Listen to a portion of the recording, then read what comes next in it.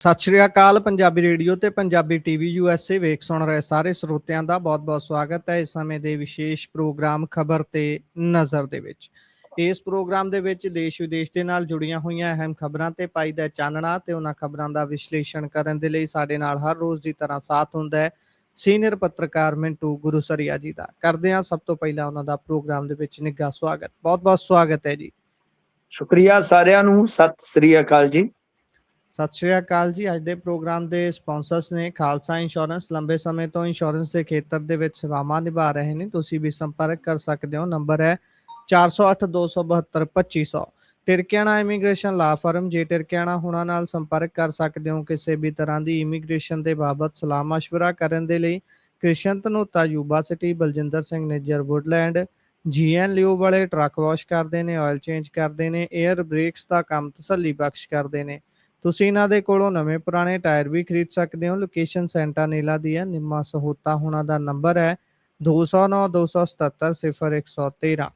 Jaswinder Singh Nagra, Roseville, Avtar Singh Sangha, Yuba City, Baldev Singh Kang, Yuba City. ਬਹੁਤ ਬਹੁਤ ਧੰਨਵਾਦ ਹੈ ਇਹਨਾਂ ਸਾਰੇ ਸਪਾਂਸਰਸ ਦਾ। ਹੁਣ ਰੁਖ ਕਰਦੇ ਹਾਂ ਖਬਰਾਂ ਦਾ।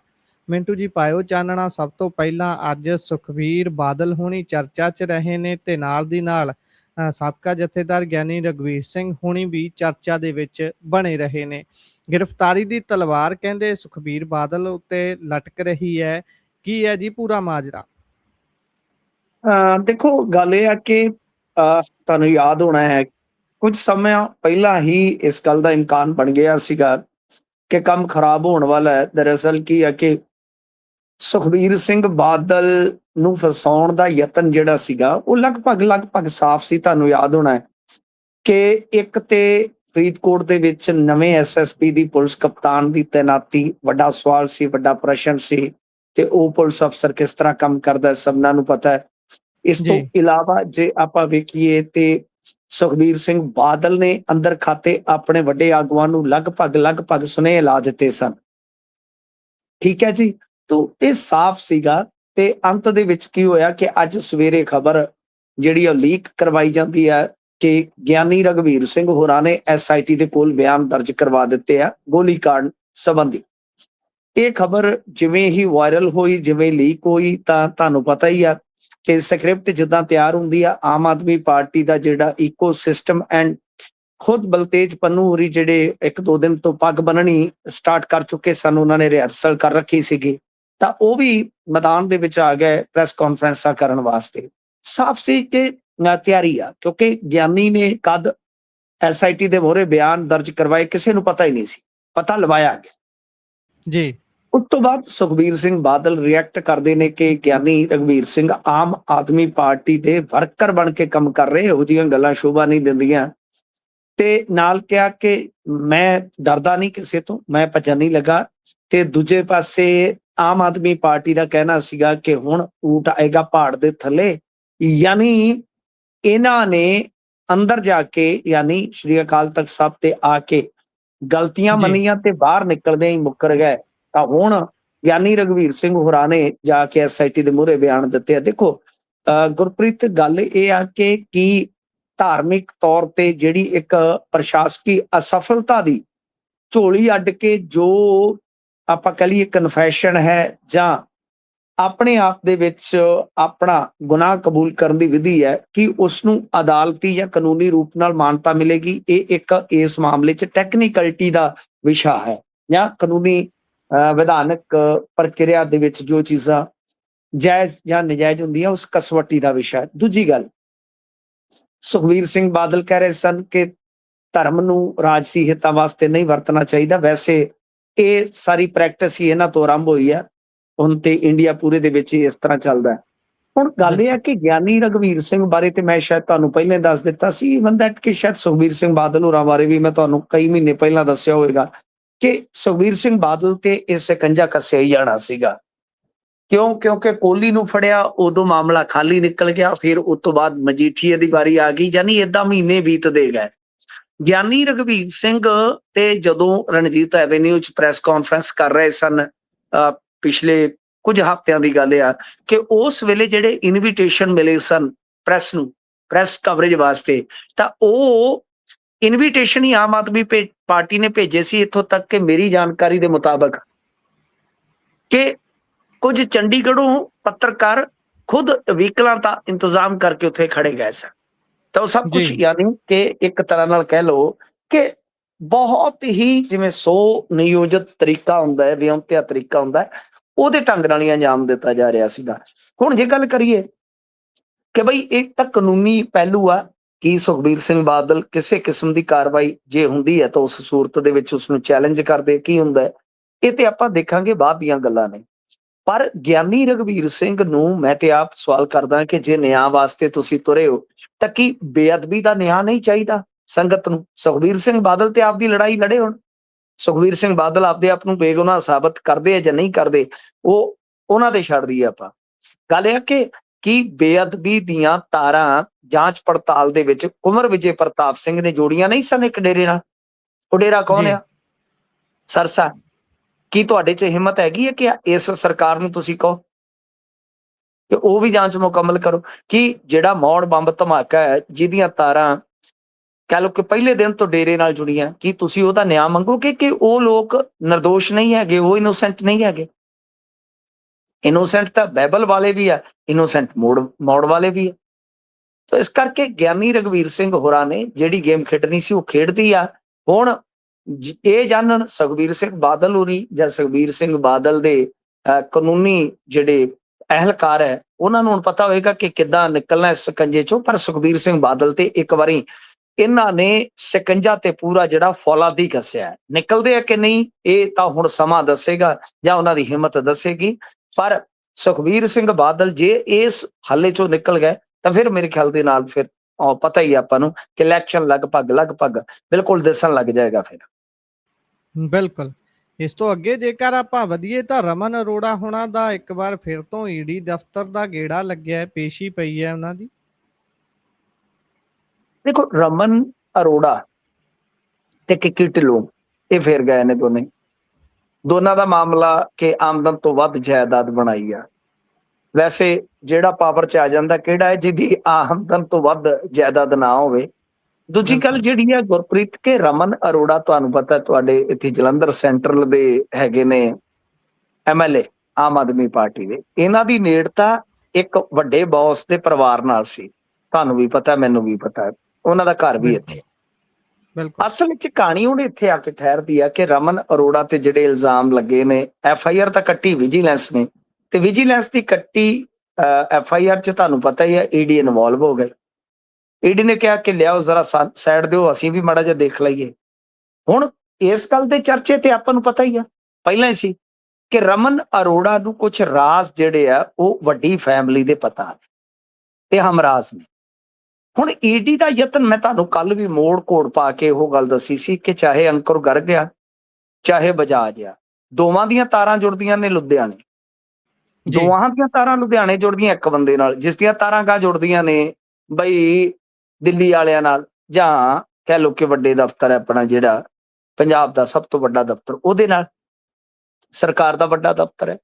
ਹੁਣ ਯਤਨ ਤੇ ਇਹੋ ਆ ਕਿਉਂਕਿ ਜਿਹੜਾ ਬਜਾਜ ਆ, ਤੁਹਾਨੂੰ ਯਾਦ ਹੋਣਾ ਮੋਹਾਲੀ ਦੇ ਵਿੱਚ ਜਦੋਂ ਨੋਟ ਡਿੱਗੇ ਸਨ ਖਰੜ ਦੇ ਸੁਸਾਇਟੀ ਚੋਂ, ਤਾਂ ਉਸ ਦਿਨ ਵੀ ਇੱਕ ਫੋਟੋ ਵਾਇਰਲ ਹੋਈ ਸੀ ਜਿਹਦੇ ਵਿੱਚ ਇੱਕ ਕੋਨੇ 'ਚ ਖਲੋਤਾ ਸੀ ਨੋਟ ਜਿਹਦੇ ਫਲੈਟ 'ਚੋਂ ਡਿੱਗੇ ਸਨ ਉਹ ਵਾਲਾ ਤੇ ਇੱਕ ਬਜਾਜ, ਤੇ ਖਲੋਤੇ ਕਿਹਦੇ ਨਾਲ ਸਨ? ਮੁੱਖ ਮੰਤਰੀ ਦੇ ਖਾਸ ਅਹਿਲਕਾਰ ਨਾਲ। ਤਾਂ ਇਹ ਇਸ ਕਹਾਣੀ ਦਾ ਲੱਭੋ ਲੁਬਾਬ ਹੈ ਗੁਰਪ੍ਰੀਤ ਕਿ ਅਸਲ 'ਚ ਰਮਨ ਅਰੋੜਾ ਨੂੰ ਪੌੜੀ ਬਣਾ ਕੇ ED ਛੱਤ ਚੜ੍ਹਨਾ ਚਾਹੁੰਦੀ ਆ ਚੁਬਾਰੇ ਵਾਲੇ, ਸਿਖਰ ਚੁਬਾਰੇ ਵਾਲੇ। ਹੁਣ ਕੀ ਨਿਕਲਦਾ ਕੀ ਨਹੀਂ ਨਿਕਲਦਾ ਇਹ ਤੇ ਸਮਾਂ ਦੱਸੇਗਾ। ਕਿਉਂਕਿ ਹੁਣ ਸਮਾਂ ਆ ਗਿਆ, ਇਹ ਵਕਤ ਆ ਗਿਆ ਕਿ ਜਦੋਂ ਭਾਜਪਾ ਨੇ ਜਿਹੜਾ ਜ਼ੋਰ ਲਾਉਣਾ ਸਿਖਰ ਤੱਕ ਉਹ ਲਾ ਦੇ। ਤਾਂ ਇਹਨਾਂ ਨੇ ਰਜਿੰਦਰ ਗੁਪਤਾ ਲਈ ਸਿਖਰ ਦਾ ਜ਼ੋਰ ਲਾ ਲਿਆ, ਤੁਹਾਨੂੰ ਪਤਾ ਹੀ ਆ। ਜਿਵੇਂ ਰਜਿੰਦਰ ਗੁਪਤਾ ਦਾ ਕਾਰਖਾਨਾ ਬੰਦ ਕਰਾਉਣ ਲਈ ਇਹਨਾਂ ਨੋਟਿਸ ਦਰ ਨੋਟਿਸ ਮਤਲਬ ਕਿ ਜ਼ੋਰ ਲਾ ਲਿਆ, ਢਿੱਲ ਲਾ ਲਿਆ, ਤਦ ਫਿਰ ED ਨੇ ਵੀ ਆਪਣਾ ਰੰਗ ਵਿਖਾਉਣਾ ਸ਼ੁਰੂ ਕਰ ਦਿੱਤਾ। ਤਾਂ ਮੇਰੇ ਖਿਆਲ ਦੇ ਨਾਲ ਬਹੁਤ ਜਲਦੀ ਤੁਸੀਂ ਦੇਖਣਾ ਕਿ ਜਾਂ ਤਾਂ ਸਿਖਰ ਤੱਕ ਹੱਥ ਪਹੁੰਚ ਜਾਏਗਾ ਜਾਂ ਕੋਈ ਸੈਟਲਮੈਂਟ ਹੋ ਜਾਏਗੀ। ਪਰ ਫਿਲਹਾਲ ਕਾਂਬੇ ਜ਼ਰੂਰ ਛਿੜੇ ਹੋਏ ਨੇ ਗੁਰਪ੍ਰੀਤ, ਹੇਠਾਂ ਤੋਂ ਲੈ ਕੇ ਔਰ ਸਿਖਰ ਚੁਬਾਰੇ ਤੱਕ। ਬਿਲਕੁਲ। ਇਸ ਤੋਂ ਅੱਗੇ ਜੇਕਰ ਆਪਾਂ ਵਧੀਏ ਤਾਂ ਉਧਰ ਭਾਜਪਾ ਦੇ ਇੱਕ ਵੱਡੇ ਸਿੱਖ ਆਗੂ ਦੇ ਬਿਆਨ ਨੇ ਪਾਣੀ ਫੇਰ ਦਿੱਤਾ ਜੀ। ਕਿਸ ਤੇ ਪਾਣੀ ਫੇਰ ਦਿੱਤਾ ਤੇ ਕੌਣ ਹੈ ਇਹ ਸਿੱਖ ਆਗੂ? ਆਰਪੀ ਸਿੰਘ ਇਹ ਹੈਗੇ ਨੇ ਭਾਜਪਾ ਦੇ ਆਗੂ, ਜਿਹੜੇ ਰਾਸ਼ਟਰੀ ਸਿੱਖ ਸੰਗਤ ਚ ਹੁੰਦੇ ਸੀ, ਫਿਰ ਰਾਸ਼ਟਰੀ ਸਿੱਖ ਸੰਗਤ ਨੂੰ ਖਤਮ ਕਰ ਦਿੱਤਾ ਗਿਆ ਸੀਗਾ। ਰੁਲਦਾ ਸਿੰਘ ਜਿਹੜਾ ਸੀਗਾ ਕਿਸੇ ਟਾਈਮ ਦਾ ਬਹੁਤ ਵੱਡਾ ਲੀਡਰ RSS ਦੇ ਰਾਸ਼ਟਰੀ ਸਿੱਖ ਸੰਗਤ ਦਾ, ਉਹਦਾ ਕਤਲ ਜਿਹੜਾ ਹੈ ਉਹ ਬੜਾ ਵੱਡਾ ਵਿਸ਼ਾ ਬਣਿਆ ਸੀ। ਉਹ ਅੱਜ ਵੀ RSS ਨੂੰ ਭੁੱਲਦਾ ਨਹੀਂ ਹੈ। ਅੱਜ ਵੀ ਜਦੋਂ ਕਿਤੇ ਅਕਾਲੀ ਭਾਜਪਾ ਗੱਠਜੋੜ ਦੀ ਗੱਲ ਚੱਲਦੀ ਹੈ ਤਾਂ ਰੁਲਦਾ ਸਿੰਘ ਦਾ ਮਰਡਰ ਜਿਹੜਾ ਹੈ ਉਹ ਵਿਚਾਰਿਆ ਜਾਂਦਾ ਕਿ ਸਾਡੇ ਬੰਦੇ, ਚਾਹੇ ਜਗਦੀਸ਼ ਗਗਨੇਜਾ ਹੋਵੇ ਕਿ ਰੁਲਦਾ ਸਿੰਘ ਹੋਵੇ, ਉਹ ਮਾਰੇ ਗਏ ਨੇ, ਮਤ ਭੁੱਲੋ। ਤਾਂ ਦੂਜੇ ਪਾਸੇ ਜੇ ਤੁਸੀਂ ਦੇਖੋਗੇ ਤਾਂ ਜਿਹੜੇ ਆਰਪੀ ਸਿੰਘ ਆ, ਇਹ ਸਿੱਖ ਮਾਮਲਿਆਂ ਦੇ ਵਿੱਚ ਬੋਲਦੇ ਆ। HS ਫੂਲਕਾ ਦੇ ਨਾਲ ਇਹਨਾਂ ਦਾ ਡਾਢਾ ਯਾਰਾਨਾ ਹੈ। ਤਾਂ ਇਹਨਾਂ ਨੇ ਇੱਕ ਗੱਲ ਸਾਫ਼ ਕੀਤੀ ਹੈ ਕਿ ਭਾਈ ਕਿਸੇ ਨਾਲ ਕਿਸੇ ਪ੍ਰਕਾਰ ਦਾ ਕੋਈ ਸਮਝੌਤਾ ਨਹੀਂ, ਭਾਜਪਾ ਆਪਣੇ ਦਮ ਤੇ ਇਕੱਲਿਆਂ ਚੋਣ ਲੜੇਗੀ।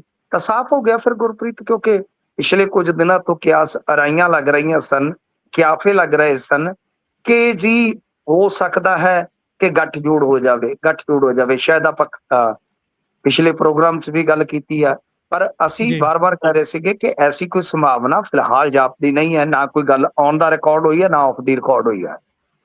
ਇਹ ਮੇਰੀ ਜਾਣਕਾਰੀ ਜੋ ਮੈਂ ਆਪਦੇ ਲਿਹਾਜ਼ ਨਾਲ ਤੁਹਾਨੂੰ ਕੱਲ ਦੱਸਿਆ ਸੀਗਾ ਕਿ ਇਹ ਮੇਰੇ ਲਿਹਾਜ਼ ਨਾਲ ਜਾਣਕਾਰੀ ਆ। ਤਾਂ ਤੁਹਾਡੇ ਸਾਹਮਣੇ ਆਰਪੀ ਸਿੰਘ ਸਾਹਮਣੇ ਆਏ, ਉਹਨਾਂ ਨੇ ਕਿਹਾ ਕਿ ਗੱਲ ਹੀ ਕੋਈ ਨਹੀਂ ਹੈਗੀ, ਨਾ ਅਸੀਂ ਸਮਝੌਤਾ ਅੱਜ ਕਰੀਏ ਨਾ ਕੱਲ ਕਰੀਏ। ਤੇ ਉਧਰ ਤੁਸੀਂ ਦੇਖਿਆ ਹੋਣਾ ਹੈ ਕਿ ਅਮਿਤ ਸ਼ਾਹ ਨੇ ਵੀ ਇੱਕ ਬਿਆਨ ਦਿੱਤਾ। ਦਰਅਸਲ ਇਹ ਬਿਆਨ ਆਪੋ ਵਿੱਚ ਦੀ ਟਾਈਮਿੰਗ ਦਾ ਬੜਾ ਕਹਿ ਲਓ ਕਿ ਪ੍ਰਭਾਵ ਛੱਡਦੇ ਨੇ। ਜਿਵੇਂ ਅਮਿਤ ਸ਼ਾਹ ਨੇ ਇੱਕ ਬਿਆਨ ਦਿੱਤਾ ਹੈ ਕਿ ਜੋ ਦਮਦਮੀ ਟਕਸਾਲ ਦੇ ਵਿੱਚ ਆ ਕੇ ਭਾਜਪਾ ਦੇ ਇੱਕ ਮੰਤਰੀ ਨੇ ਬੋਲਿਆ, ਉਹ ਉਹਨਾਂ ਦੇ ਨਿੱਜੀ ਵਪਾਰ ਹੈਗੇ ਨੇ ਬਿਆਨ ਆ।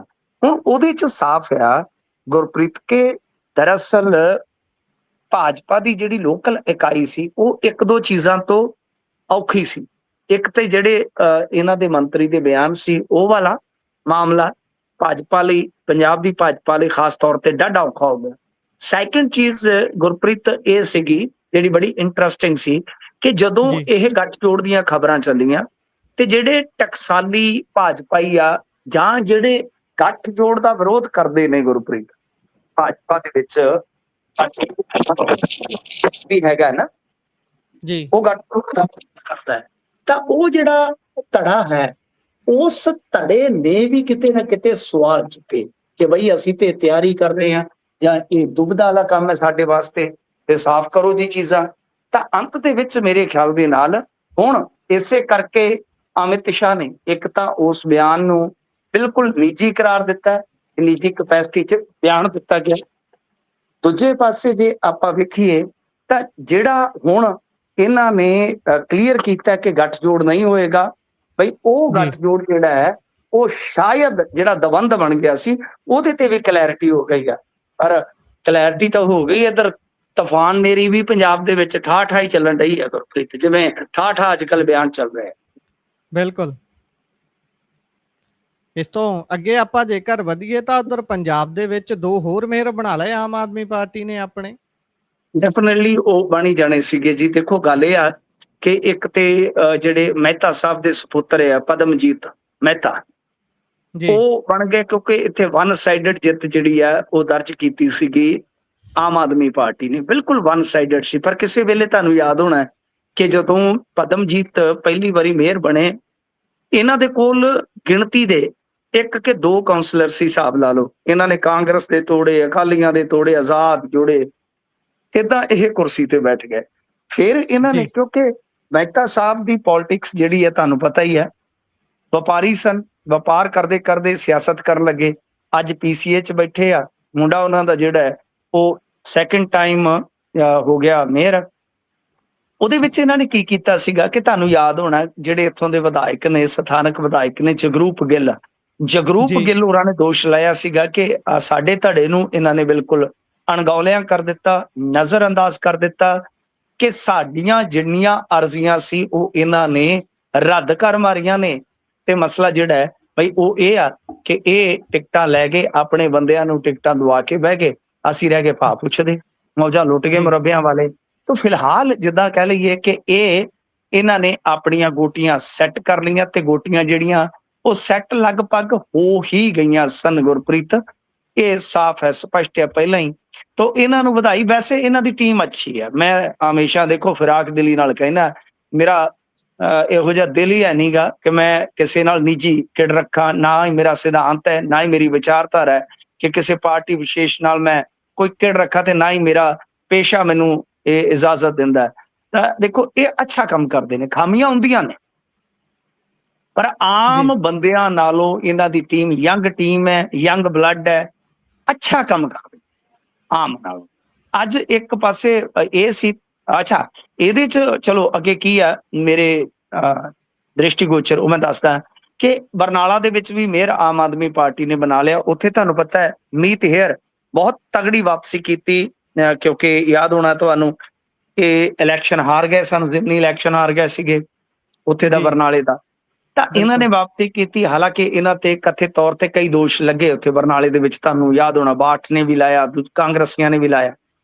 ਤਾਂ ਖੈਰ ਜੋ ਜਿੱਤ ਹੈ ਸੋ ਜਿੱਤ ਹੈ। ਇਹਨਾਂ ਨੇ ਆਪਣਾ ਜਿਹੜਾ ਕਰੀਬੀ ਹਾਸਨ ਉਸਨੂੰ ਮੇਅਰ ਬਣਾ ਦਿੱਤਾ। ਹਾਸਨ ਕਹਿ ਲਓ ਕਿ ਜਿੱਤ ਹਾਸਲ ਨਹੀਂ ਸੀ ਕਰ ਸਕਿਆ, ਆਪਾਂ ਕਹਿ ਸਕਦੇ ਹਾਂ ਕਿ ਇਹਨਾਂ ਦਾ ਧੜਾ ਜਿਹੜਾ ਹੈ ਉਹ ਚਾਹੁੰਦਾ ਸੀਗਾ ਬਾਈ ਇਲੈਕਸ਼ਨ ਜਿਹੜਾ ਹੈ ਉਹ ਹਾਸਨ ਜਿੱਤ ਜਾਵੇ ਟਿਕਟ ਹਾਸਲ ਕਰਕੇ, ਪਰ ਉਹ ਸੁਪਨਾ ਪੂਰਾ ਨਹੀਂ ਸੀ ਹੋਇਆ। ਤਾਂ ਕਹਿਣ ਦਾ ਮਤਲਬ ਇਹ ਹੈ ਕਿ ਮੀਤ ਹੇਅਰ ਨੇ ਆਪਦਾ ਝੰਡਾ ਉੱਥੇ ਫਿਰ ਚਲਾ ਦਿੱਤਾ, ਉਹਨਾਂ ਨੂੰ ਦਿੱਲੀ ਦੀ ਪੋਲਿਟਿਕਸ 'ਚ ਭੇਜਿਆ ਗਿਆ। ਫਿਰ ਉਹ PCA ਦੇ ਵਿੱਚ ਵਾਪਸੀ ਕਰਦੇ ਆ ਬਤੌਰ ਸੈਕਟਰੀ।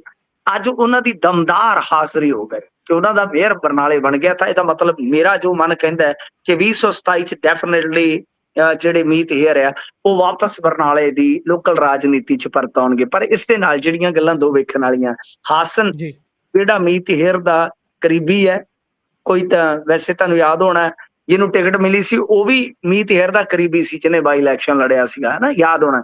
ਇਹ ਤਾਂ ਬਹੁਤ ਹੀ ਕਰੀਬੀ ਆ ਹਾਸਨ। ਤੇ ਦੂਜੇ ਪਾਸੇ ਜਿਹੜਾ ਮੇਅਰ ਬਠਿੰਡੇ ਵਾਲੇ ਜਿੱਦਾਂ ਆਪਾਂ ਜ਼ਿਕਰ ਕੀਤਾ ਹੈ, ਤੇ ਉਹ ਤਾਂ ਹੈ ਹੀ ਮਹਿਤਾ ਸਾਹਿਬ ਦਾ ਮੁੰਡਾ। ਯਾਨੀ ਜੇ ਆਪਾਂ ਵੇਖੀਏ ਮੋਹਾਲੀ ਦੇ, ਹਾਂ ਮੋਹਾਲੀ ਦੇ ਵਿੱਚ ਵੀ ਤਾਂ ਮੇਅਰ ਕੁਲਵੰਤ ਸਿੰਘ ਜੀ ਮੋਹਾਲੀ ਵਾਲੇ ਜਿਹੜੇ ਉਹਨਾਂ ਦੇ ਬੇਟੇ ਬਣੇ ਆ ਨਾ। ਤਾਂ ਪਰਿਵਾਰਵਾਦ, ਜਿਸ ਪਰਿਵਾਰਵਾਦ ਨੂੰ ਆਮ ਆਦਮੀ ਪਾਰਟੀ ਨਿੰਦਦੀ ਸੀਗੀ, ਤਾਂ ਉਹ ਪਰਿਵਾਰਵਾਦ ਹੁਸ਼ਿਆਰਪੁਰ ਤੋਂ ਲੈ ਕੇ ਬਠਿੰਡੇ ਤੱਕ ਦਿਖਾਈ ਦੇ ਰਿਹਾ ਨਾ। ਡਾਕਟਰ ਚੱਬੇਵਾਲ ਉਹਨਾਂ ਦੇ ਬੇਟੇ MLA ਬਣਾ ਦਿੱਤੇ ਗਏ ਜਿਹੜੇ ਕੋ ਕਾਂਗਰਸੀ ਹੈ। ਤਾਂ ਖੈਰ ਇਹ ਜ਼ਰੂਰ ਗੱਲ ਵੇਖਣ ਵਾਲੀ ਹੈ ਕਿ ਚਲੋ ਯੰਗ ਬਲੱਡ ਅੱਗੇ ਵੀ ਆ ਰਿਹਾ, ਆਮ ਆਦਮੀ ਪਾਰਟੀ ਲਿਆ ਰਹੀ ਹੈ, ਮੌਕਾ ਦੇ ਰਹੀ ਆ। ਚਾਹੇ ਬਠਿੰਡੇ ਦਾ ਮੇਅਰ ਹੋਵੇ, ਚਾਹੇ ਮੋਗੇ ਦਾ ਮੇਅਰ ਹੋਵੇ, ਚਾਹੇ ਅੱਜ ਮੋਗੇ ਦਾ ਵੀ ਦੌਧਰੀਆ ਬਣੇ ਨਾ ਬੀਬੀ ਦੌਧਰੀਆ, ਤੇ ਚਾਹੇ ਜੇ ਤੁਸੀਂ ਵੇਖੋ ਕਿ ਯੰਗ ਬਲੱਡ ਅੱਗੇ ਤੇ ਆ ਰਿਹਾ ਹੈ। ਪਰ ਪਰਿਵਾਰਵਾਦ ਜਿਸ ਨੂੰ ਇਹਨਾਂ ਨੇ ਬਹੁਤ ਜ਼ਿਆਦਾ ਕੋਸਿਆ ਨਿੰਦਿਆ, ਉਹ ਪਰਿਵਾਰਵਾਦ ਜ਼ਰੂਰ ਦਿਖਾਈ ਦਿੰਦਾ ਹੈ ਗੁਰਜੀਤ। ਬਿਲਕੁਲ ਜਾਂ ਪਰ ਅੱਗੇ ਤਾਂ ਆ ਰਿਹਾ ਜੰਗ ਬਲੱਡ, ਬਿਲਕੁਲ ਤੁਸੀਂ ਠੀਕ ਆਖਿਆ, ਪਰ ਮੈਰਿਟ ਤੇ ਨਹੀਂ ਆ ਰਿਹਾ ਜਿੱਦਾਂ ਅੱਗੇ ਹੁੰਦਾ ਸੀ ਨਾ। ਸਟੂਡੈਂਟ ਪੋਲਿਟਿਕਸ ਚੋਂ ਛਣ ਕੇ ਨਿਕਲਦੇ ਸੀ ਬੰਦੇ ਵੀ, ਭਾਈ ਹਾਂ ਆਹ ਬੰਦੇ ਦੇ ਵਿੱਚ ਕੋਈ ਕਣ ਹੈ ਪੋਲਿਟਿਕਸ ਵਾਲਾ, ਲੀਡਰਸ਼ਿਪ ਵਾਲਾ, ਅੱਗੇ ਲੱਗ ਕੇ ਗੱਲ ਕਰਨ ਵਾਲਾ। ਉਹ ਅੱਜ ਕੱਲ ਕੁਆਲਿਟੀ ਹੋਵੇ ਨਾ ਹੋਵੇ, ਬਸ ਸਭ ਤੋਂ ਵੱਡਾ ਗੁਣ ਇਹ ਹੋਣਾ ਚਾਹੀਦਾ ਵੀ ਤੁਸੀਂ ਕਿਸੇ ਲੀਡਰ ਦੇ ਪੁੱਤ ਪੋਤੇ ਜ਼ਰੂਰ ਹੋਵੋ। ਖੈਰ ਇਸ ਤੋਂ ਅੱਗੇ ਵਧੀਏ ਤਾਂ ਰਤਨ ਵਾਲੇ ਮਾਮਲੇ ਦੀ ਗੱਲ ਕਰਦੇ ਹਾਂ। ਪੱਤਰਕਾਰ ਰਤਨਦੀਪ ਧਾਲੀਵਾਲ ਦੇ ਮਾਮਲੇ ਦੇ ਵਿੱਚ ਕੱਲ ਅਦਾਲਤ 'ਚ ਸੁਣਵਾਈ ਹੋਈ ਤੇ ਉੱਥੋਂ ਜੋ ਚੀਜ਼ਾਂ ਸਾਹਮਣੇ ਆ ਰਹੀਆਂ ਨੇ, ਮੈਂ ਕੁਝ ਕੁ ਬਹੁਤ ਜ਼ਿਆਦਾ ਖਬਰਾਂ ਦੇ ਵਿੱਚ ਜਾਂ ਫਿਰ ਪੋਸਟਰ ਬਣੇ ਹੋਏ ਦੇਖ ਰਿਹਾ। ਚੰਗਾ ਭੰਡੀ ਕੀਤੀ ਜਾ ਰਹੀ ਹੈ ਰਤਨ ਹੋਣਾ ਦੀ। ਬਿਲਕੁਲ ਕਿ ਰਤਨਦੀਪ ਧਾਲੀਵਾਲ ਵਨ ਸਾਈਡਡ ਪੱਤਰਕਾਰੀ ਕਰਦਾ ਤੇ ਸੁਤੰਤਰ ਪੱਤਰਕਾਰਤਾ ਨਹੀਂ ਹੈ ਕਿ ਤੁਸੀਂ ਇੱਕ ਧਿਰ ਨੂੰ ਨਿਸ਼ਾਨੇ ਤੇ ਲਓ, ਐਸਾ ਅਦਾਲਤ ਨੇ ਕਿਹਾ। ਬਿਲਕੁਲ ਸਹੀ ਹੈ ਜੀ, ਸਹੀ ਹੈ, ਇਹਦੇ ਚ ਕੋਈ ਸ਼ੱਕ ਨਹੀਂ। ਪਰ ਇੱਕ ਸੱਚ ਹੈ, ਉਹ ਜਿਵੇਂ ਮਨਮੋਹਨ ਵਾਰਸ ਦਾ ਗੀਤ ਹੈ ਨਾ, ਅਜੇ ਸੱਚ ਨਹੀਂ ਦੱਸਦੀ ਕਿੰਨਾ ਯਾਦ ਆ ਰਿਹਾ ਹਾਂ ਮੈਂ। ਭਮੱਕੜ ਬਹੁਤ ਖੁਸ਼ ਹੋਏ ਆ। ਇਹ ਜਦੋਂ ਖੁਸ਼ ਹੁੰਦੇ ਆ ਸਾਨੂੰ ਵੀ ਖੁਸ਼ੀ ਮਹਿਸੂਸ ਹੁੰਦੀ ਹੈ ਕਿ ਚਲੋ ਇਸ ਬਹਾਨੇ ਯਾਦ ਤਾਂ ਕਰਦੀ ਹੋਵੇਗੀ, ਗਾਣਾ ਸੀਗਾ ਨਾ ਜੀ, ਕਿ ਸਾਡੇ ਬਹਾਨੇ ਖੁਸ਼ ਹੋ ਜਾਂਦੇ ਆ। ਠੀਕ ਹੈ, ਇਹ ਬਿਲਕੁਲ ਸੱਚ ਹੈ। ਅਸਲ ਦੇ ਵਿੱਚ ਆਰਗੂਮੈਂਟ ਹੁੰਦੇ ਆ ਨਾ ਜਦੋਂ ਗੁਰਪ੍ਰੀਤ, ਤੋਂ ਬਹੁਤ ਮਾਇਨੇ ਰੱਖਦੇ ਆ। ਆਰਗੂਮੈਂਟ ਇਹ ਸੀਗਾ ਕਿ ਇਹਨਾਂ ਨੇ ਰਤਨਦੀਪ ਦੇ ਪੱਤਰਕਾਰ ਹੋਣ ਤੇ ਹੀ ਸਵਾਲ ਚੁੱਕੇ। ਤਾਂ ਜਿਹੜਾ ਕਾਊਂਟਰ ਸੀਗਾ ਡਿਫੈਂਸ ਦਾ, ਉਹਨਾਂ ਨੇ ਕਿਹਾ ਕਿ ਤੁਸੀਂ ਪੱਤਰਕਾਰ ਦੀ ਵਿਆਖਿਆ ਤੈਅ ਕਰ ਦਿਓ, ਕਿਉਂਕਿ ਪੱਤਰਕਾਰ ਮੰਨਣ ਤੋਂ ਹੀ ਇਨਕਾਰੀ ਸੀ ਗਵਰਨਮੈਂਟ ਜੀ ਰਤਨ। ਤਾਂ ਉਹ ਇਸੇ ਦਰਮਿਆਨ ਜਦੋਂ ਰੀਲ ਦੇਖੀ ਜੱਜ ਸਾਹਿਬ ਨੇ, ਤਾਂ ਉਹ ਰੀਲ ਦੇ ਆਧਾਰ ਤੇ ਕਹਿ ਦਿੱਤਾ, ਜਿਹੜਾ ਇੱਕ ਟੁਕੜਾ ਇਹਨਾਂ ਵੱਲੋਂ ਪੇਸ਼ ਕੀਤਾ ਗਿਆ ਕਿ ਜੀ ਇੱਕ ਸਾਡੀ ਧਿਰ ਨੂੰ ਨਿਸ਼ਾਨਾ ਬਣਾ ਰਿਹਾ। ਤਾਂ ਉਹਨਾਂ ਨੇ ਇੱਕ ਵਰਬਲੀ ਟਿੱਪਣੀ ਕੀਤੀ ਕਿ ਸੁਤੰਤਰ ਪੱਤਰਕਾਰ ਹੋਣ ਦਾ ਮਤਲਬ ਇਹ ਨਹੀਂ ਹੈ ਕਿ ਤੁਸੀਂ ਕਿਸੇ ਇੱਕ ਧਿਰ ਤੇ ਨਿਸ਼ਾਨਾ ਰੱਖੀ ਰੱਖੋ। ਇਹ ਠੀਕ ਵੀ ਹੈ ਗੱਲ ਕਿ ਜੇ ਆਲ ਟਾਈਮ ਅਸੀਂ ਕਿਸੇ ਦੀ ਗੱਲ ਕਰਾਂਗੇ ਤਾਂ ਉਹ ਵੀ ਇੱਕ ਧਿਰ ਨਾਲ ਹੀ ਜੁੜਨ ਵਾਲੀ ਗੱਲ ਹੁੰਦੀ ਹੈ। ਮੈਂ ਅੰਨੇ ਆਲੋਚਕ ਜਾਂ ਮਿੱਥ ਕੇ ਕੀਤੇ ਆਲੋਚਕ ਨੂੰ ਵੀ ਕਿਸੇ ਦਾ ਭਗਤ ਮੰਨਦਾ ਕਿ ਜੇ ਕੋਈ ਮੇਰਾ ਕੱਲਾ ਮੋਦੀ ਵਿਰੋਧੀ ਹੈ ਤਾਂ ਸਮਝ ਲਓ ਕਿਸੇ ਦਾ ਵੀ ਭਗਤ ਹੈ, ਤਾਂ ਹੀ ਉਹ ਮੋਦੀ ਦਾ ਵਿਰੋਧੀ। ਜੇ ਕੱਲਾ ਭਗਵੰਤ ਮਾਨ ਜਾਂ ਆਮ ਆਦਮੀ ਪਾਰਟੀ ਦਾ ਵਿਰੋਧੀ ਹੈ ਤੇ ਮੈਂ ਉਸਨੂੰ ਮੰਨਦਾ ਉਹ ਵੀ ਕਿਸੇ ਦਾ ਭਗਤ ਹੈ, ਜਾਂ ਕਿਸੇ ਦਾ ਨਹੀਂ ਵੀ ਭਗਤ, ਪਰ ਉਹ ਇੱਕ ਚੀਜ਼ ਦਾ ਲਕੀਰ ਦਾ ਫਕੀਰ ਜ਼ਰੂਰ ਹੈ ਕਿ ਉਸਨੇ ਵੀ ਕਹਿਣਾ ਹੀ ਕਹਿਣਾ ਜੋ ਮਰਜ਼ੀ ਹੋ। ਤਾਂ ਠੀਕ ਹੈ, ਉਹ ਐਥੀਕਲੀ ਉਹ ਆਪਾਂ ਕਹਿ ਲਈਏ ਕਿ ਦਰੁਸਤ ਹੈ, ਪਰ ਉੱਥੇ ਜੱਜ ਸਾਹਿਬ ਦੀ ਟਿੱਪਣੀ ਦਾ ਸੰਦਰਭ ਉਸ ਰੀਲ ਦੇ ਵਿੱਚ ਸੀ। ਇੱਕ ਵਰਬਲੀ ਆਪਾਂ ਕਹਿ ਦਿੰਦੇ ਹਾਂ ਕਿ ਯਾਰ ਮਤਲਬ ਕਿ ਸਾਰਿਆਂ ਲਈ ਗੱਲ ਕਰਨੀ ਚਾਹੀਦੀ।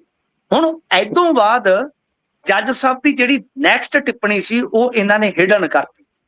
ਉਹ ਟਿੱਪਣੀ ਸੀਗੀ ਕਿ ਲਾਅ ਤੋਂ ਉੱਤੇ ਕੋਈ ਨਹੀਂ ਹੈ। ਜਦੋਂ ਇਹ ਬੋਲਣ ਲੱਗੇ ਨਾ ਕਿ ਇਹ ਜੀ ਪੱਤਰਕਾਰ ਨਹੀਂ ਹੈਗਾ, ਫਲਾਂ ਨਹੀਂ ਢਮਕਾ ਨਹੀਂ, ਬੋਲ ਨਹੀਂ ਸਕਦੇ ਏਦਾਂ ਉਦਾਂ, ਕਿ ਇਹਦੇ ਤੋਂ ਉਹ ਵਰਕਾ ਪੁੱਛੋ ਜਿਹੜਾ ਇਹਨਾਂ ਨੇ ਕਿਤਾਬ ਦਾ ਕਿਹਾ ਸੀਗਾ ਕਿ ਭਗਵੰਤ ਮਾਨ ਦੀ ਕਿਤਾਬ ਦਾ ਇੱਕ ਵਰਕਾ ਮੇਰੇ ਕੋਲ ਪਹੁੰਚ ਗਿਆ, ਵਰਕਾ ਰਿਕਾਰਡ ਤੇ ਲਿਆਂਦਾ ਜਾਵੇ ਤੇ ਏਦਾਂ ਉਦਾਂ। ਤਾਂ ਕਾਊਂਟਰ ਸੀਗਾ ਕਿ ਉਹ ਇੱਕ ਮੁਹਾਵਰਾ ਇਸਤੇਮਾਲ ਕੀਤਾ ਗਿਆ ਸੀਗਾ, ਕੋਈ ਐਸੀ ਗੱਲ ਨਹੀਂ ਹੈ। ਤਾਂ ਜੱਜ ਸਾਹਿਬ ਨੇ ਇਹ ਵੀ ਕਿਹਾ ਕਿ ਲਾਅ ਦੇ ਉੱਤੇ ਨਾ ਪੁਲਿਸ ਹੈ, ਨਾ ਵਕੀਲ, ਨਾ ਸੰਸਥਾਵਾਂ ਤੁਹਾਡੀਆਂ ਅਦਾਰੇ ਵਗੈਰਾ ਜੋ ਹੈ, ਤੇ ਨਾ ਹੀ ਤੁਸੀਂ ਖੁਦ ਐਡਵੋਕੇਟ ਜਨਰਲ ਨੂੰ ਕਿਹਾ। ਇਹ ਵੀ ਟਿੱਪਣੀ ਦੱਸੋ ਨਾ, ਇਹ ਵੀ ਟਿੱਪਣੀ ਦੱਸੋ। ਤੇ ਬਾਕੀ ਆਰਗੂਮੈਂਟਸ ਹਾਲੇ ਖਤਮ ਨਹੀਂ ਹੋਏ ਗੁਰਪ੍ਰੀਤ, ਕਿਉਂਕਿ ਇਸ ਤੋਂ ਬਾਅਦ ਡਿਫੈਂਸ ਨੇ ਸੋਚੀ ਸਮਝੀ ਰਣਨੀਤੀ ਦੇ ਤਹਿਤ ਡੇਟ ਪਵਾ ਲਈ ਸੁਣਵਾਈ ਦੀ, ਜਿਹੜੀ ਸਰਕਾਰ ਸ਼ੁੱਕਰਵਾਰ ਤੇ ਮੰਗਦੀ ਸੀ, ਅੱਜ ਵਾਸਤੇ ਨਹੀਂ ਦਿੱਤੀ, ਤਾਂ ਹੁਣ ਮੰਗਲਵਾਰ ਤੇ ਪੈ ਗਈ। ਮੰਗਲਵਾਰ ਕੰਟੀਨਿਊ ਹੋਏਗਾ। ਇਹ ਫਸ ਗਏ ਨੇ ਹੁਣ, ਇਹਨਾਂ ਨੂੰ ਪੱਤਰਕਾਰ ਦੀ ਪਰਿਭਾਸ਼ਾ ਤੈਅ ਕਰਨੀ ਪਊਗੀ, ਔਰ ਵਨ ਸਾਈਡਡ ਪੱਤਰਕਾਰ ਹੈ ਕਿ ਨਹੀਂ ਉਹ ਸਿੱਧ ਕਰ ਦੇਣਾ ਇਹਨਾਂ ਨੇ, ਡਿਫੈਂਸ ਵਾਲਿਆਂ ਨੇ, ਕਿਉਂਕਿ ਕੋਈ ਪੱਤਰਕਾਰ ਵਨ ਸਾਈਡਡ ਚੱਲਦਾ ਹੀ ਨਹੀਂ। ਬਿਲਕੁਲ, ਕਦੇ ਨਾ ਕਦੇ ਉਹਨੇ ਕੰਮ ਕੀਤਾ ਹੀ ਹੁੰਦਾ। ਤਾਂ ਬਹੁਤ ਸਾਰੀਆਂ ਇੰਟਰਵਿਊਜ਼, ਭਗਵੰਤ ਮਾਨ ਨਾਲ ਇੰਟਰਵਿਊ ਉਹਦੀ ਹੈ, ਰਤਨ ਦੀ, ਰਾਜਾ ਵੜਿੰਗ ਨਾਲ ਉਹਦੀ ਆ, ਜਿਹੜੇ ਘੁੰਮਣ ਬ੍ਰਦਰਸ ਆ ਬੀਤੇ ਦਿਨੀ ਉਹ ਮੈਂ ਦੇਖ ਰਿਹਾ ਸੀ, ਬਹੁਤ ਵੱਡੇ ਵੱਡੇ ਲੀਡਰਾਂ ਨਾਲ ਸਾਰਿਆਂ ਨੂੰ ਸਵਾਲ ਕੀਤੇ ਹੋਏ ਨੇ। ਤਾਂ ਉਹ ਰੱਖ ਦੇਣਗੇ ਕਿ ਦੇਖੋ ਜੀ ਇਹਨਾਂ ਨੂੰ ਸਵਾਲ ਨਹੀਂ ਹੋਏ ਜੀ। ਤਾਂ ਕਹਿਣ ਦਾ ਮਤਲਬ ਇਹ ਹੈ ਕਿ ਸਾਰੀ ਟਾਈਮਲਾਈਨ ਜਿਹੜੀ ਉਹ ਬਣਾ ਕੇ ਲੈ ਜਾਣਗੇ, ਪਰ ਇਹਨਾਂ ਨੇ ਯਤਨ ਕੀਤਾ ਕਿ ਇਹ ਗੱਲ ਜਚਾ ਦਈਏ ਕਿ ਪੱਤਰਕਾਰ ਹੈ ਹੀ ਨਹੀਂ, ਤਾਂ ਕਿ ਕੱਲ ਨੂੰ ਵੀ ਕੋਈ ਵੀ ਆਵੇ, ਕੋਈ ਇਹੋ ਜਿਹੀ ਪਟੀਸ਼ਨ ਲੈ ਕੇ ਆਵੇ, ਮੰਨ ਲਓ ਤੁਸੀਂ ਲੈ ਕੇ ਆਓ ਜਾਂ ਮੈਂ, ਇਹ ਬੜਾ ਆਰਾਮ ਨਾਲ ਕਹਿ ਦੇਣ ਕਿ ਜੀ ਇਹਨਾਂ ਨੂੰ ਸੁਣਿਆ ਨਹੀਂ ਜਾਵੇ, ਪੱਤਰਕਾਰ ਹੈ ਨਹੀਂ। ਬੇਸਿਕਲੀ ਗੱਲ ਇਹ ਸੀ ਜੀ। ਇਸ ਤੋਂ ਅੱਗੇ ਜੇਕਰ ਆਪਾਂ ਵਧੀਏ ਤਾਂ ਮਜੀਠੀਆ ਮਾਮਲੇ 'ਚ ਸਰਕਾਰ ਨੂੰ ਫਿਟਕਾਰ ਪਈ ਹੈ। ਦੇਖੋ ਗੱਲ ਇਹ ਆ ਕਿ ਵਿਕਰਮ ਮਜੀਠੀਆ ਦੇ ਮਾਮਲੇ ਦੇ ਵਿੱਚ ਇਹ ਵੀ ਵੱਡੀ ਖਬਰ ਆ ਗਈ ਆ ਕਿ 91 ਨੰਬਰ FIR ਮਾਮਲੇ ਦੇ ਵਿੱਚ ਸੁਣਵਾਈ ਹੋਈ ਆ। ਅਦਾਲਤ ਨੇ ਦੋਨਾਂ ਪੱਖਾਂ ਦੀਆਂ ਦਲੀਲਾਂ ਜਿਹੜੀਆਂ ਸੁਣ ਕੇ 15 ਜੂਨ ਦੀ ਤਰੀਕ ਤੈਅ ਕੀਤੀ ਹੈ। ਸੁਣਵਾਈ ਦੇ ਦੌਰਾਨ ਅਦਾਲਤ ਨੇ ਥਾਣਾ ਮਜੀਠਾ CCTV ਉਹਦੇ ਥਾਣੇ ਦੀ ਫੁਟੇਜ ਪੇਸ਼ ਨਾ ਕਰਨ ਤੇ ਪੁਲਿਸ ਨੂੰ ਚੰਗੀ ਫਟਕਾਰ ਲਾਈ ਹੈ, ਕਿਉਂਕਿ ਦੋਸ਼ ਹੈ ਕਿ ਮਜੀਠੀਆ ਤੇ ਉਹਦੇ 50 ਸਮਰਥਕਾਂ ਨੇ ਬਈ ਹੁੜਦੰਗ ਕੀਤਾ ਹੈ। ਤੇ ਜੋ ਡਿਫੈਂਸ ਦਾ ਪੱਖ ਹੈ ਉਸਨੇ ਕਿਹਾ ਕਿ ਦੇਖੋ ਗੱਲ ਇਹ ਆ ਕਿ ਮਾਮਲਾ ਰਾਜਨੀਤਿਕ ਪਿੱਠ ਭੂਮੀ ਨਾਲ ਜੁੜਿਆ ਤੇ ਪੰਚਾਇਤ ਇਲੈਕਸ਼ਨ ਤੋਂ ਬਾਅਦ ਹੋਏ ਵਿਵਾਦ ਦੇ ਕਾਰਨ ਦਰਜ ਕੀਤਾ ਗਿਆ ਹੈ। ਨਾਲ ਵਕੀਲ ਨੇ ਕਿਹਾ ਕਿ ਮਜੀਠੀਆ ਤੇ ਕੁਝ ਹੋਰ ਅਕਾਲੀ ਨੇਤਾ ਕੇਵਲ ਇੱਕ ਵਿਅਕਤੀ ਦੀ ਗ੍ਰਿਫਤਾਰੀ ਦੇ ਸਬੰਧ ਦੇ ਵਿੱਚ ਜਾਣਕਾਰੀ ਲੈਣ ਵਾਸਤੇ ਥਾਣੇ ਪਹੁੰਚੇ ਸਨ। ਉਹਨਾਂ ਨੂੰ ਪੁਲਿਸ ਤੋਂ ਗ੍ਰਿਫਤਾਰ ਕੀਤੇ ਬੰਦੇ ਦੀ ਜਿਹੜੀ ਸੰਬੰਧਿਤ ਅਰੈਸਟ ਸੀ ਉਹਦੇ ਦਸਤਾਵੇਜ਼ ਦੀ ਮੰਗ ਕੀਤੀ ਗਈ ਸੀ। ਤਾਂ ਮਤਲਬ ਕਿ ਜਿਹੜਾ ਹੁਣ ਹੈਗਾ ਸਰਕਾਰੀ ਪੱਖ, ਉਹ ਕਹਿੰਦਾ ਹੈ ਕਿ ਪੁਲਿਸ ਨੇ ਸੋਸ਼ਲ ਮੀਡੀਆ ਵੀਡੀਓ ਤੇ ਹੋਰ ਸਾਰੀਆਂ ਤਥਾਤਮਕ ਚੀਜ਼ਾਂ ਦਾ ਹਵਾਲਾ ਦਿੱਤਾ ਹੈ, ਲੇਕਿਨ ਜਦੋਂ ਅਦਾਲਤ ਨੇ CCTV ਫੁਟੇਜ ਬਾਰੇ ਕਿਹਾ ਤਾਂ ਵਕੀਲ ਸਾਹਿਬ ਸਪਸ਼ਟ ਜਵਾਬ ਨਾ ਦੇ ਸਕੇ। ਤੇ ਬਈ ਇਹਦੇ ਤੇ ਦੋਸ਼ ਲੱਗਾ ਕਿ ਪ੍ਰਾਪਤ ਤੱਥ ਨਾ ਹੋਣ ਦੇ ਬਾਵਜੂਦ ਮਾਮਲੇ ਨੂੰ ਅੱਗੇ ਵਧਾਇਆ ਜਾ ਰਿਹਾ। ਇਹ ਪੂਰਾ ਪ੍ਰਕਰਨ ਜਿਹੜਾ ਰਾਜਨੀਤੀ ਤੋਂ ਪ੍ਰੇਰਿਤ ਹੈ, ਐਸਾ ਮਜੀਠੀਏ ਦੇ ਵਕੀਲਾਂ ਨੇ ਵੀ ਕਿਹਾ। ਯਾਨੀ ਕੁੱਲ ਮਿਲਾ ਕੇ ਕਹਿ ਸਕਦੇ ਕਿ CCTV ਤੇ ਨਾਲ ਹੀ ਨਹੀਂ ਲੈ ਕੇ ਗਏ। ਹੁਣ ਥਾਣੇ ਦੀ CCTV ਉਹ ਤੇ ਲੈ ਕੇ ਜਾਓ ਨਾ, ਹੁਣ ਮੰਗ ਲਈ ਆ 15 ਤਰੀਕ ਫਿਰ ਤੈਅ ਕਰ ਦਿੱਤੀ ਆ। ਇਸ ਮਾਮਲੇ ਦੇ ਵਿੱਚ ਵੀ ਦਿਲਚਸਪ ਹੋਏਗਾ ਦੇਖਣਾ ਕਿ ਇਹ ਮਾਮਲਾ ਖੜਾ ਰਹਿੰਦਾ ਜਾਂ ਡਿੱਗਦਾ ਹੈ ਜੀ। ਬਿਲਕੁਲ। ਇਸ ਤੋਂ ਅੱਗੇ ਚੱਲੀਏ ਤਾਂ ਉਧਰ ਰਾਮ ਮੰਦਿਰ ਦੇ ਵਿੱਚ ਕਹਿੰਦੇ ਕਰੋੜਾਂ ਦੀ ਚੋਰੀ ਹੋ ਰਹੀ ਹੈ, ਜਿਹੜਾ ਚੜਾਵਾ ਚੜਦਾ। ਬਿਲਕੁਲ ਗੁਰਪ੍ਰੀਤ, ਇਹ ਬੜੀ ਵੱਡੀ ਖਬਰ ਹੈ। ਵੈਸੇ ਤੇ ਰਾਮ ਮੰਦਿਰ ਦੇ ਮਾਮਲੇ 'ਚ ਕਿੰਨੇ ਵਿਵਾਦ ਆਏ ਸੀ, ਤੁਹਾਨੂੰ ਯਾਦ ਹੋਣਾ ਹੈ। ਚੰਪਤ ਰਾਏ ਤੇ ਪਹਿਲਾਂ ਹੀ ਸਵਾਲ ਉੱਠੇ, ਬਹੁਤ ਗੱਲਾਂ ਹੋਈਆਂ, ਕਿਸ ਤਰ੍ਹਾਂ ਅਡਾਨੀ ਹੋਰਾਂ ਨੇ, ਕਿਸ ਤਰ੍ਹਾਂ ਵੱਡੇ ਵੱਡੇ ਫਿਲਮ ਸਟਾਰਾਂ ਨੇ ਜਾ ਕੇ ਉੱਥੇ ਪ੍ਰਾਪਰਟੀ ਖਰੀਦੀ ਆ। ਆਪਾਂ ਸਭ ਕੁਝ ਉਹ ਔਨ ਰਿਕਾਰਡ ਵੇਖਿਆ, ਠੀਕ ਹੈ ਨਾ। ਤਾਂ ਖੈਰ ਗੱਲ ਇਹ ਆ ਕਿ ਸ਼ਿਕਾਇਤ ਕੀਤੀ ਗਈ ਸੀ। ਉਸ ਤੋਂ ਬਾਅਦ ਹੁਣ ਜਿਹੜੇ ਰਾਮ ਮੰਦਿਰ ਟਰਸਟ ਦੇ ਬਈ ਪਹਿਲਾਂ ਰਹੇ ਲੇਖਾਕਾਰ ਦਾਵਾ ਕਰਦੇ ਆ, ਜਿਹੜੇ ਅਕਾਊਂਟੈਂਟ ਹੈ, ਕਿ ਉਹ ਕਹਿੰਦੇ ਆ ਕਿ ਇਹ ਕੋਈ ਨਵੀਂ ਗੱਲ ਨਹੀਂ ਹੈ।